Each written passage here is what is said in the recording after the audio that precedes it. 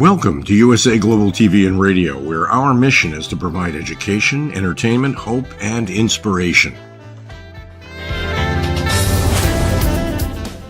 USA Global TV and Radio connects you with experts and audiences all around the world every single day to help you succeed in business and to live a richer life. Visit us at usaglobaltv.com to learn about career and life-changing training and mentoring programs like the Listening Mentor. Subscribe to our newsletter to stay informed about our special programs and offers. Discover how you can become a guest on one of our shows or a host or producer of a USA Global TV and Radio show of your very own. That's USA Global TV and Radio, where the doctor is always in.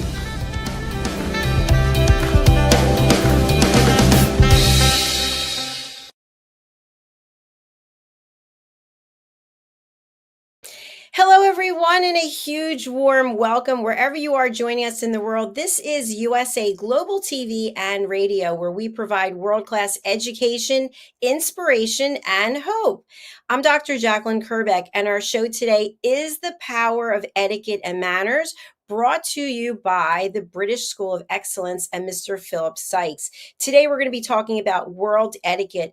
Such a dying art. That's a question. Is it or isn't it? We're going to experience this and talk about it a little bit more with our special guest, Sally James, who's joining us from the West Coast of the United States. Mr. Philip Sykes will also be joining us. He's running a few minutes late. So Sally and I met through a mutual friend here on our platform, Mr. Simon McDonald, and I've interviewed her before. She's a tremendous person. She's incredible. She's got an exciting backstory. She's an author. She's also a consultant when it comes to food and travel, and she knows a few things about etiquette. Let's welcome Sally James to the program.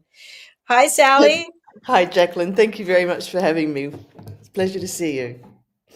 Thanks so much for joining us. I know when we first met, I believed you were in Australia or you were going to Australia, and I know you were just out in Vegas at a convention there. So thank you for taking the time to be with us so early there on the West Coast.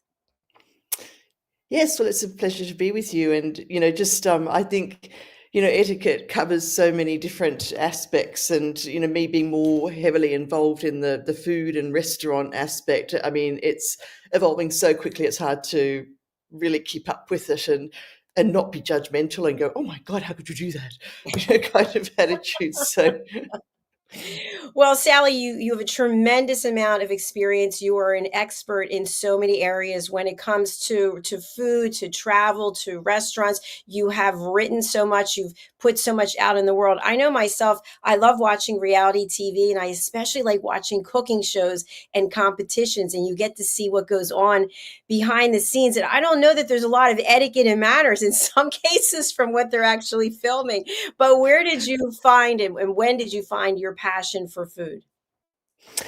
Mine was a curious path. I'm not one of the people that can say that, I got it from my mother, hanging on her apron strings. My mother was actually a pretty awful cook, and didn't really like cooking for that matter. And I think it was my rebellious streak that I thought, well, I'm going to give it a go. And both my grandmothers were extremely good cooks, but in very different ways. My grandmother was really rustic. Her scones would be gnarly, and her stews would be just, unctuous, but nothing perfect. Whereas my other grandmother, everything was perfect. And it was sort of a bit of a juxtapose the two different angles of food that I was raised with. And then I got introduced to food in school, with home economics. And the hook went in at that stage. And I've got to say, I was more interested in the science of food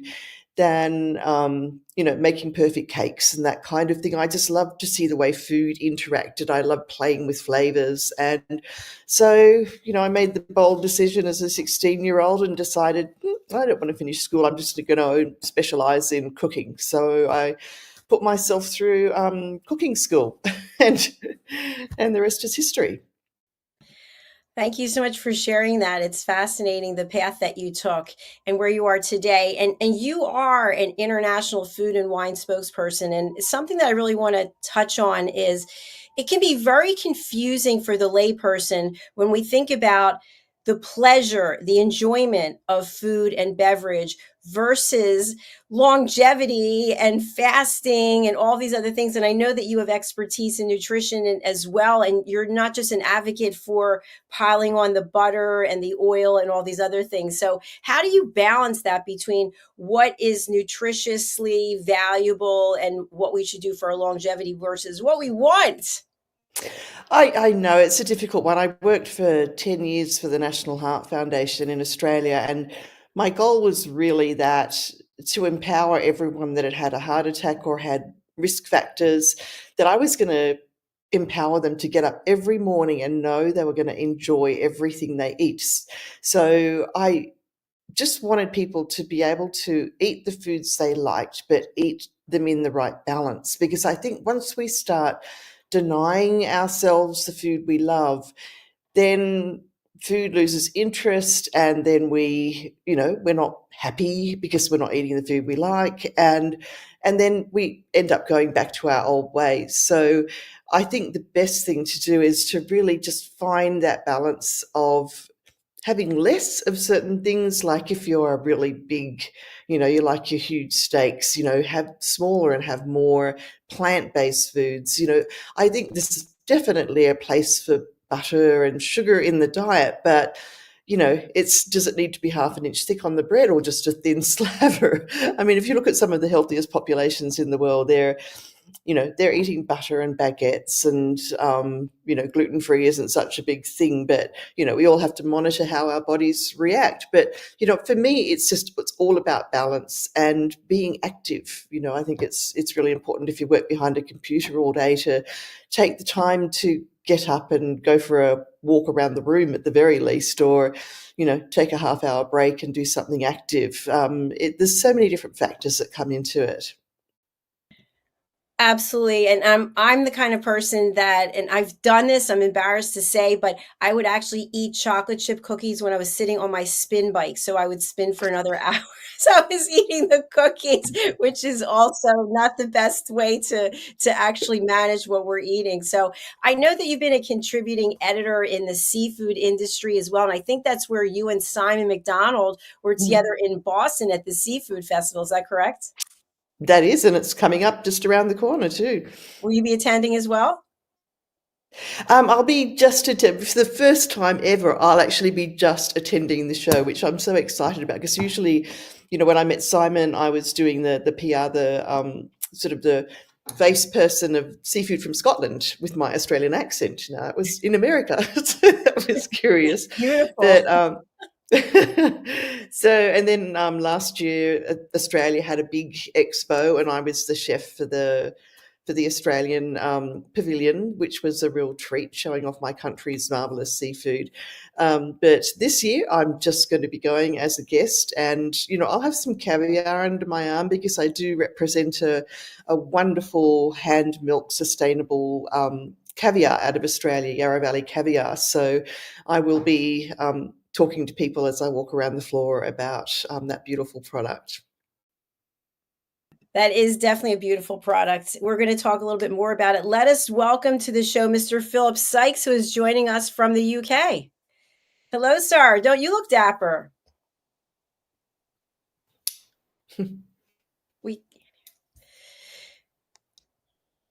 No.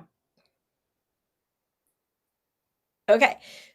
While he's getting that sorted, let's talk a little bit about you're a tremendous writer. Your cookbooks have won all kinds of awards. You've worked with Disney. I mean, what have you done? I don't know. So, what are some of the when you think of world etiquette, such a dying art, what comes to mind for you based on the incredible amount of experience that you've had in this industry?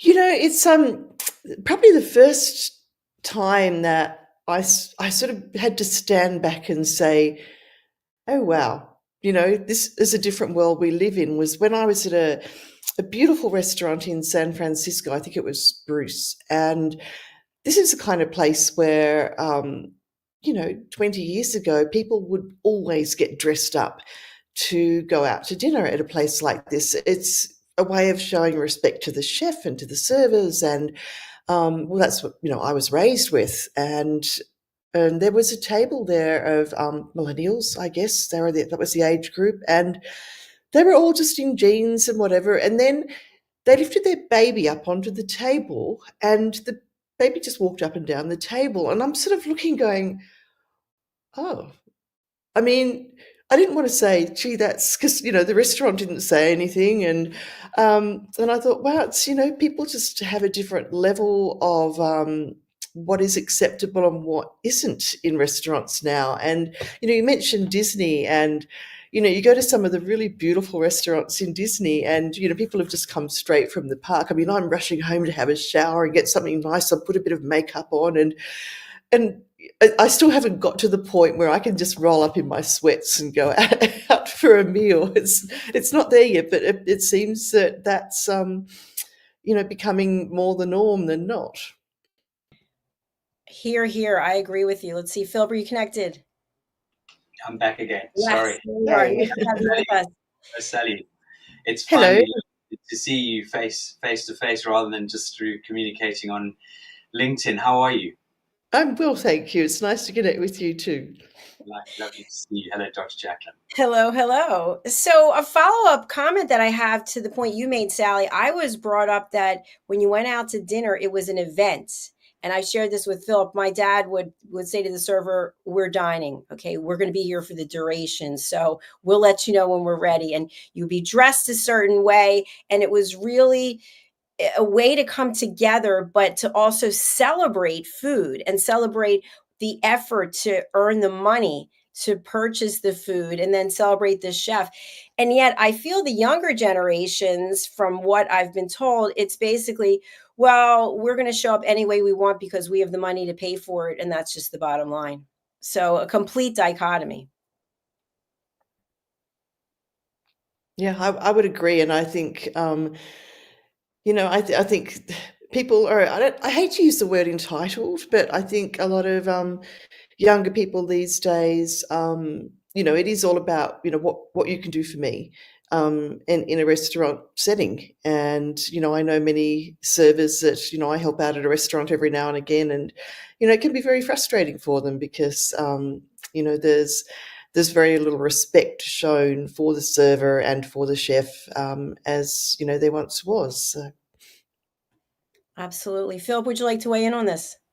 I have to totally 100% agree. It really is quite something extraordinary. And Sadie, I know you very well traveled, Dr. JACALYN, and like yourself, it's extraordinary to see the cultural differences.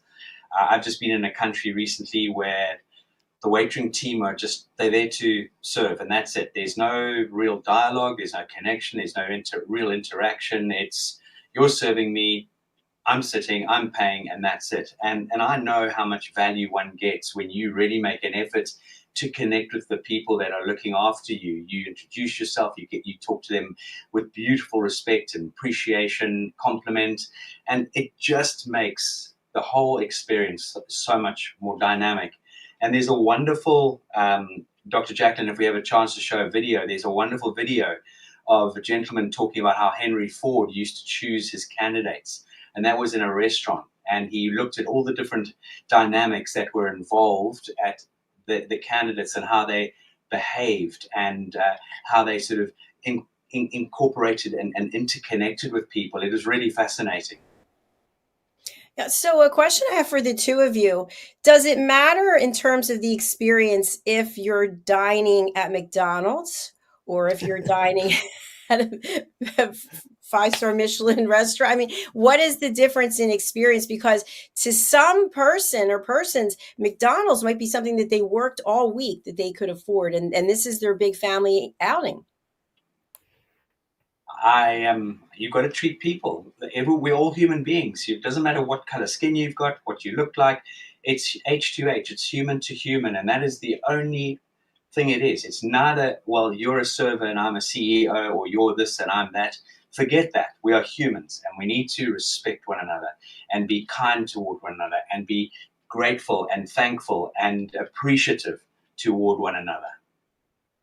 Agreed. I totally agree. And I would take that, right to the grocery store as well. I've seen, people check out and, be oblivious to the fact that there is a person talking to them at, on that's ringing up their groceries. And, I've seen people just absolutely ignore them. And I want to shake them and say, excuse me, someone's talking to you, it makes me sad actually to see that, because I want to make friends with everyone, no matter where I go, whether they're on the other side of a counter or sitting next to me on an airplane.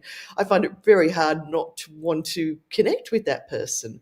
And, sometimes it gets me into trouble, but usually not.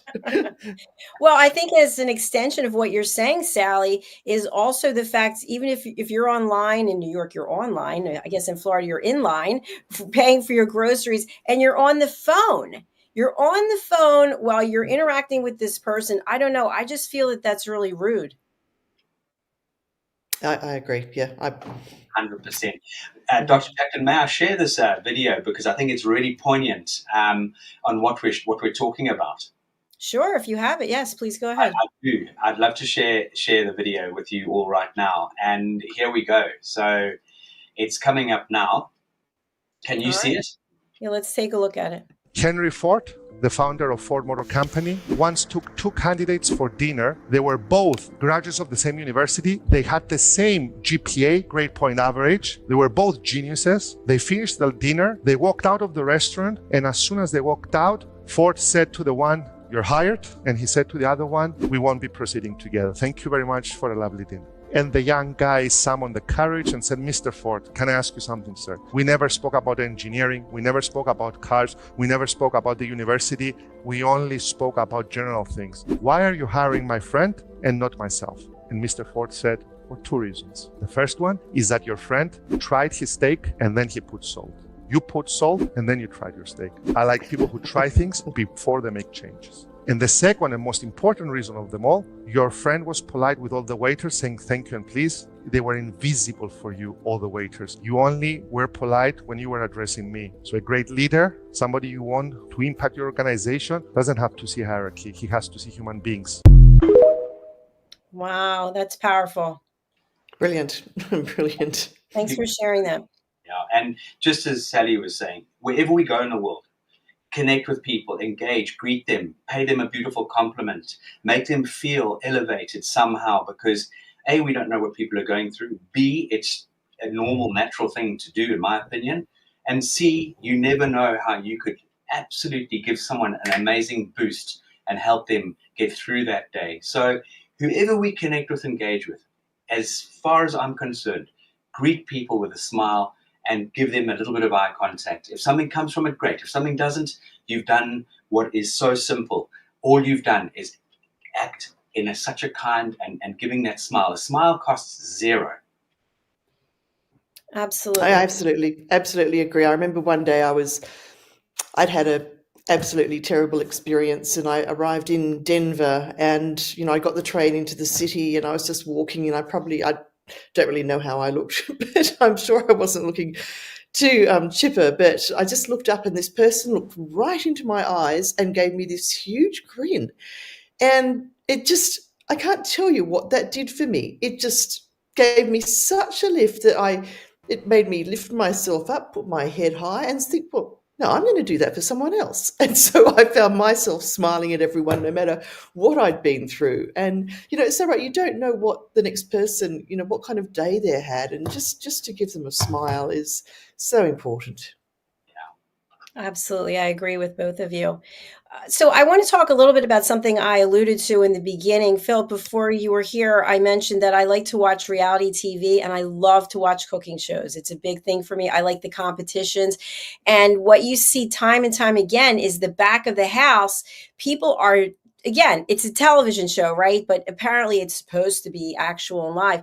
But you see a lot of disrespect going on in the back of the house because of the pressure that people are under, especially if a client, a customer orders something and they send it back and it comes back and then everybody gets involved. So how does that carry through? We think about world etiquette, such a dying art. If the back of the house is a mess and it's not respectful, can't that carry forward to the front of the house?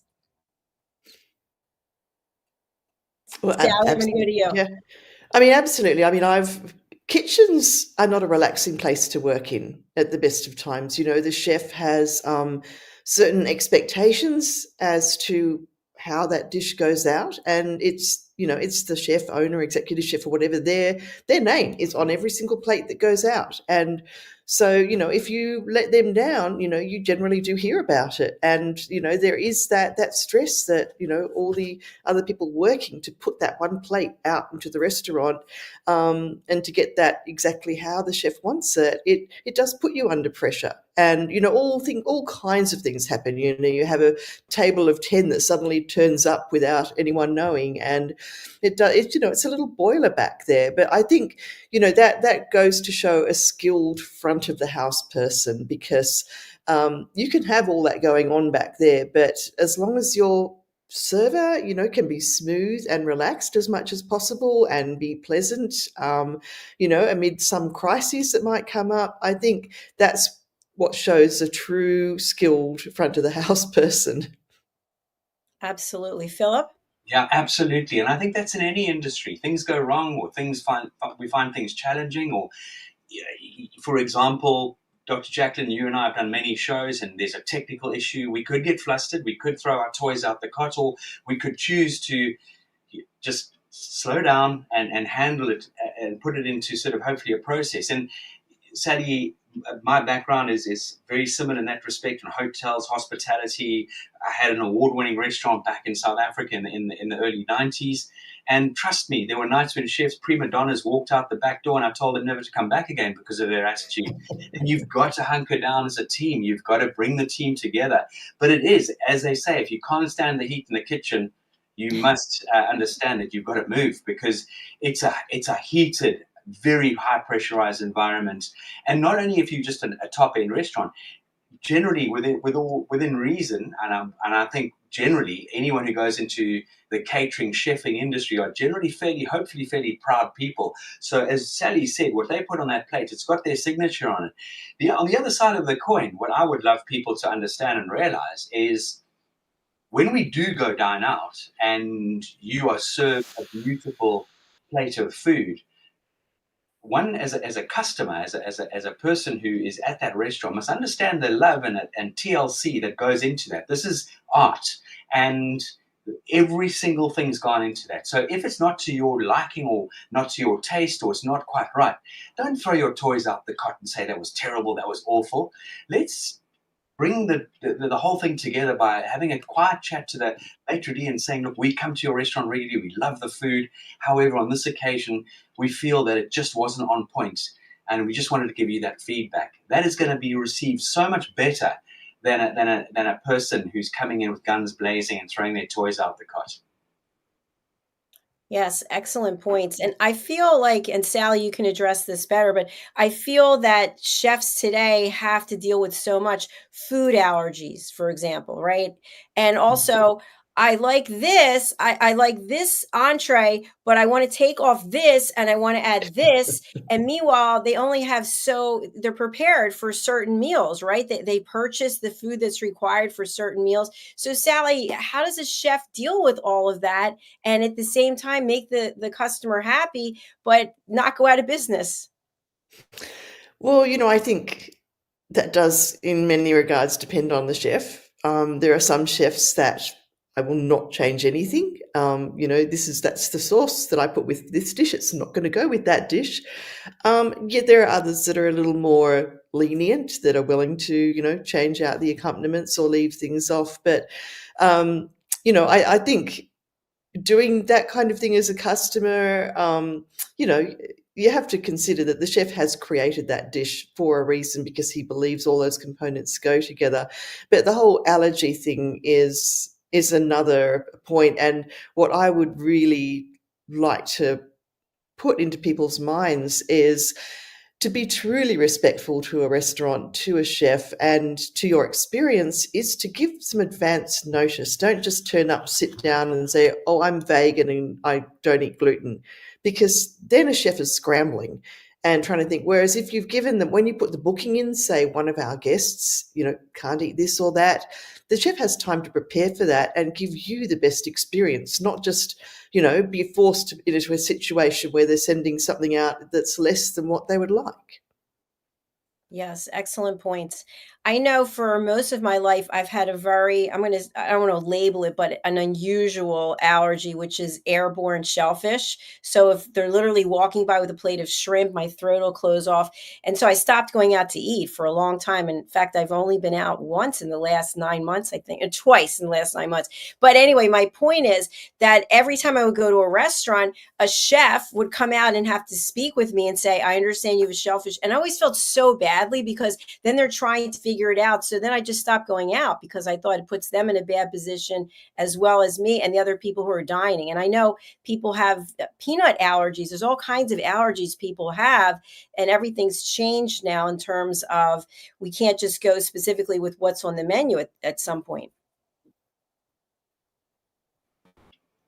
Dr. Jacalyn, firstly, I'm going to find you a hot young man to take you out on a date. Philip, I love it. Okay, you know where to find me. Ladies and gentlemen, all the listeners, Dr. Jacalyn's email address is, we got to get you out more. We've got to get you out there and get you dining and wining and having great fun, because life is too short. Yeah, I have to sort of compliment what you're saying. And I just think people take a lot for granted and don't appreciate what goes on in this sector, in this industry. And, everything is about planning. It's just, as Sally said, with all due respect, let's give restaurants, it's like if you're having a suit tailored for you, you don't just pitch up there and say, well, you haven't done this and this for me, I want it this way and this way. You inform, you give people the guidance and steering on what it is that you desire, or would you possibly be able to do me X, Y, Z, or I'm on a special diet. And people then are very much more open to sharing, or not sharing, but helping you in designing a separate menu for you to suit your needs. And that is very, very important. Absolutely. Yes. So we've covered a great deal when it comes to going to a restaurant. I know, Sally, you are also a consultant for travel, and Philip, you're very well traveled. So the whole airline industry, that whole process, I know I had a friend from Philadelphia, and he actually was involved with creating menus for certain airlines for the catering department. And I'm just wondering, when it comes to taking a flight where you're going to be traveling for a long time, the only food you have an opportunity to eat is what you've brought with you, and then what they're serving. So how's the whole catering industry changed as a result of people's special diets and needs? Sally, do you want to take that one? Well, really, I think most people that do have food allergies or intolerances no better than to trust the food that's served to them on a flight and will take their own food. Otherwise, I think they're going to be sorely disappointed if it's going to be a long flight, because things, I have a big reaction to garlic, and so I know, I don't do anything that's prepackaged or processed because garlic goes in everything in America, particularly. And so, I think it just needs a bit of wisdom that if you do have a particular intolerance or allergy, you need to take your own food. You need to take that on yourself and not expect an airline that's, trying to feed so many people from a little tiny galley to cater to your needs, because that just creates a stress that, sometimes there absolutely is no solution to. Yes, for sure. And Philip, my question for you is, when we're traveling and we're business class, we're first class, we're paying $8,000 for a fare, should we expect that we're going to be eating like we're at the Ritz-Carlton or the Four Seasons, or do we have to lower our expectations? It doesn't matter what the price of the fare is. That's a fantastic question, in the sense that I was privileged enough to come back from Qatar, or fly to Qatar and come back from Qatar. I got back yesterday, and I was very fortunate to be flown business class. I have to say, I was in Qatar Airways, and it is phenomenal. Sally, have you flown Qatar Airways? I haven't, but another one with Q is Qantas, and I've got to say I'm quite impressed with I've flown business with them, and I've been quite impressed. I was blown away. I mean, we had a menu. We could choose an order at any time. They really have gone, their attention to detail was superb. They really made you feel incredibly welcome and very special. And they really, and hugely attentive. So I do believe that, whatever class you're flying, there still needs to be an element of consistency. There needs to be an element of the best service that you can offer. When it comes to the meals, that's obviously, it's prepared, but it's going to be a very different experience. But I do believe that airlines should develop their consistency, because at the end of the day, like any business, you're going to be creating advocates for your brand.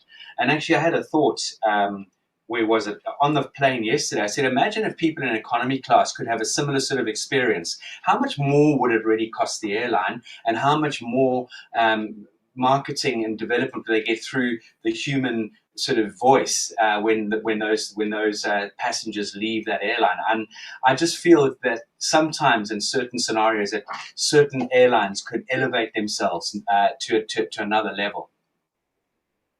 A good point. Sally? I certainly agree with that. It's sometimes there is such a marked difference between the service in the back of the airplane and the front of the airplane, and I do think there's a point for building loyalty for the people that only want to spend the money on flying economy, that they shouldn't be made to suffer, or it wouldn't take that much extra to give them a slightly elevated experience. So I think that would really build some loyalty, is a bit more legroom, a little more special treatment, especially on long flights, because they can be really demanding. Yeah, and I think I have to say, knowing where Sadie comes from, I would imagine you've traveled a lot longer on one flight than any of us put together. No doubt, Sadie, you've been on one of those long hauls where it's just been for endless and endless. But I agree with you. I think airlines could really step up by doing little gestures, little wonderful random acts of kindness and thoughtfulness, and again, polish the team, because you look at air stewards, and they really, some of them have become so complacent and so untoward, and it's just a job's worth, and it's just so unnecessary, especially when you are at the back of the plane, which I've only really mainly flown. It's not often that I've flown in business or first. I've been very fortunate to have that taste of it, and I tell you what, it's an amazing experience. You don't really want to go back to economy, because you're going to be squashed in there, and you're not going to be attended to with the best sort of TLC. And I just feel there's certain airlines out there that are really missing a trick. And I know one of the airlines in the USA is renowned for its incredible service and people skills. I don't know if it's JetBlue, or one of the airlines has got the most wonderful reputation in the USA for their attentiveness to people's needs. And it makes a difference, and people remember that. Something I want to bring up, because I feel like these are the unseen heroes, and I'll give an example.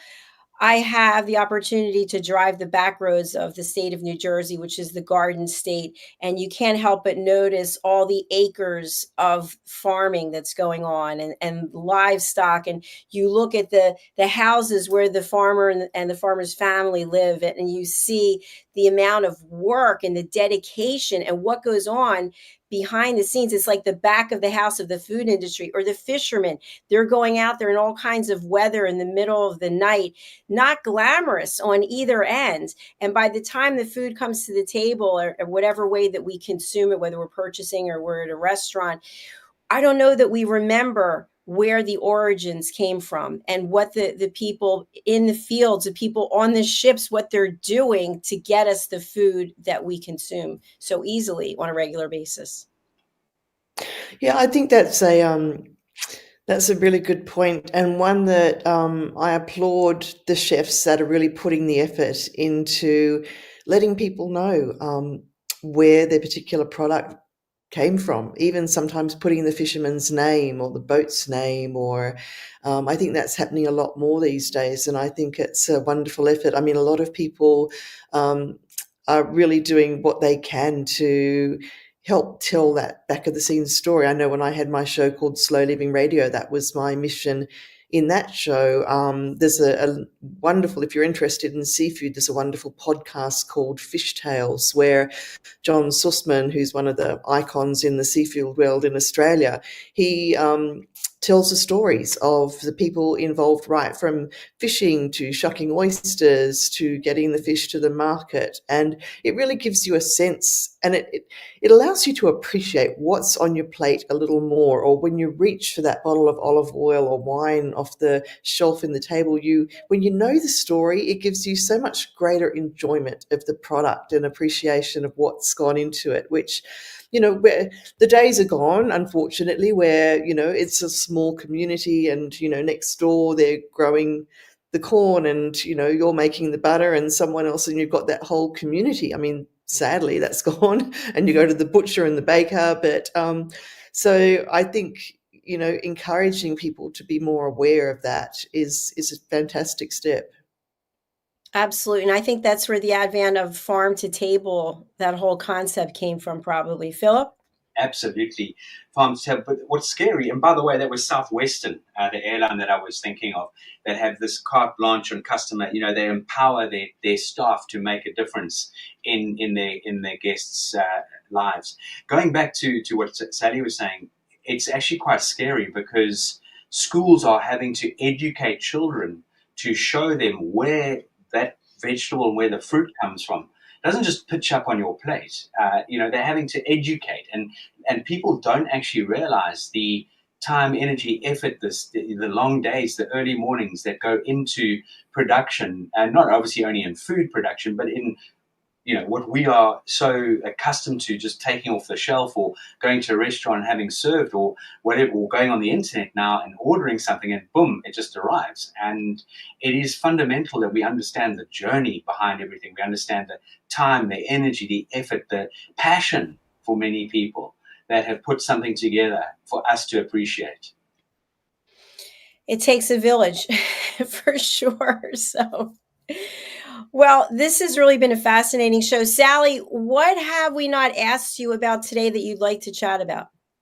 I have a rather funny story. I mean, I guess it shows my age, but when I was actually studying, I got my degree in home economics, and one of the courses was time and energy management, which taught you the best posture to vacuum, and taught you things like when your husband comes home from work, to be dressed nicely, to be ready with their slippers and the newspaper, and how to make that experience for your husband's homecoming, because, the husbands were generally the breadwinners back then. I mean, a lot of women work, but that was still, an expectation of how to respect the person that earns the money. So, nowadays I'd like to say, well, for all the women that are working, I'd like the men to get up dressed really nicely and be waiting with your wife's slippers and a glass of wine for her when she gets home from work. Times have changed so dramatically since that. I don't know many households follow that anymore. No, more likely it's like, here are your slippers, take them. I think, Sally, we're onto something here. We should have a podcast on how to embrace your partner when they come home, and especially women. I think I've always said this, Dr. Jackie, I'm a huge advocate, and women take on too much as it is, or given too much responsibility. I don't know which way one looks at it, but men get away with murder in pretty much across the board. And can you imagine a couple where the husband's prepared a warm, beautiful bath with candles and got the dinner ready, and can you imagine that welcome when someone's come in from the day? I mean, it would just be phenomenal. And it is about this human-to-human connection. What can we do for each other? Don't get complacent, because actually the work in a relationship starts once you are on that journey together as a couple. And that is key. You can't, it's the same thing as they call it in the US. If you don't put gas in your vehicle, or petrol or diesel, or you don't charge your car these days with electricity, you're going to run out. And when it runs out and you don't do anything about it, boom. Good points. Excellent. Sally, it's been an absolute pleasure. It sounds like we've got a number of other topics that we can discuss with you. So I hope you'll come back and see us. We have your contact information. Who would you like to reach out to you, and what's the best way? Really, I'm, gosh, that's a good question. I guess the kind of people that I would provide a service to is really anyone needing to source ingredients to find out where they can get certain products from. Really, I'm doing a lot of sourcing these days of products. So if any chefs are interested in, finding seafoods from around the world or unique ingredients, I'm welcome to help them. There we go. Thank you so much. And Sally's email address is sjames, SJAMES, at wineroads, WINEROADS.com for our audio only audience. Thank you, Sally. I hope you enjoy the rest of your day, and we'll be in touch. Thank you, Jacqueline. Nice to meet you. Nice to meet you, Philip. Bye-bye. Philip, another fabulous episode on Friday. Yay. Yay. What an amazing woman. I mean, I'm sure we could keep her on board for a long, long time and keep the audience very riveted with her background and experience. Absolutely. I've spoken to Sally in the past about joining our team, so hopefully it'll be a good time for her to consider that. I know she's wanted many places as she's traveling all around and doing her consulting and her writing. Philip, what is the best way for people to reach out to you, and what's coming up for you and the British School of Excellence? Well, what's coming up for us at the moment? We've got a Train the Trainer starting in about 10 days or 2 weeks' time, which is very exciting. We have got the London Experience coming up. I know, Dr. Jacqueline, we're going to be talking to you about that at some point. And I think what I'd like to do in one of the shows is really elaborate and expand on what's going to happen during that London Experience. We're doing Train the Trainer live in person here in the United Kingdom. And we had a team meeting today, and we're going to look to set up a Train the Trainer on the road approach.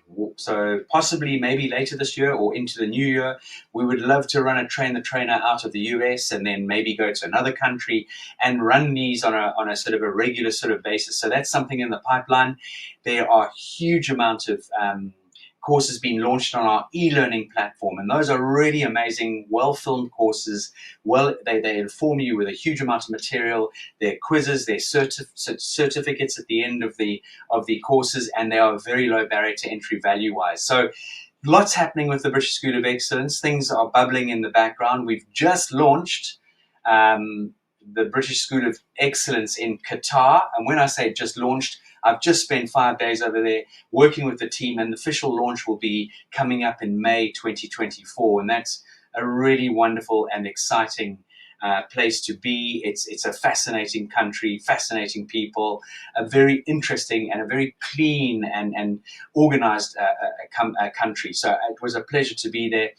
the best way to get hold of us here at the British School of Excellence is go online, look at the website, which is www.thebritishschoolofexcellence.com, or reach out to us via email at hello@thebritishschoolofexcellence.com. On our website, there is a WhatsApp number. You can connect with us directly.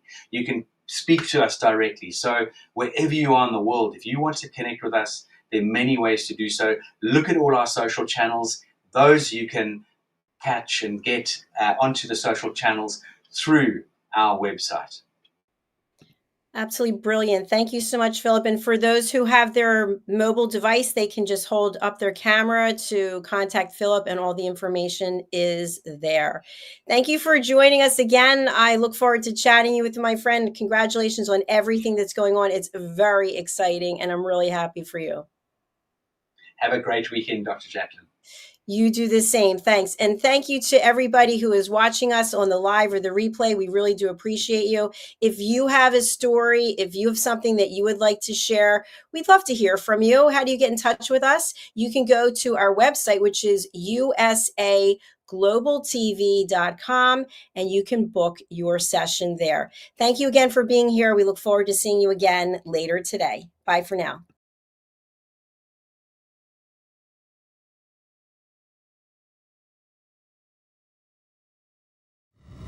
The last few days have been really amazing. I had a trainer course from the British School of Etiquette. And I must say it's been one of the best decisions I've ever made and one of the best investments I've made in my own training and development. Now, words alone will not describe the transformation and the positive path that I have traveled with the British School of Etiquette. I find really I learned a lot from the lessons this time I came. The last few days with the British School of Etiquette have been fantastic.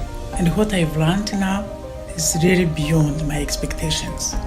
This is the most rewarding experience and the best investment I have made this year.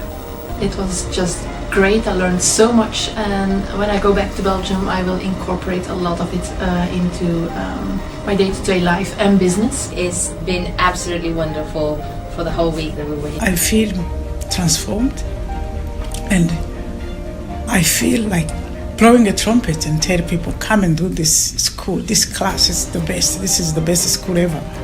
You should take it. It will change your life immediately. I am now able to teach other people how to bring the best of them. Thank you. Thank you, best. Thank you. Thank you so much. Thank you.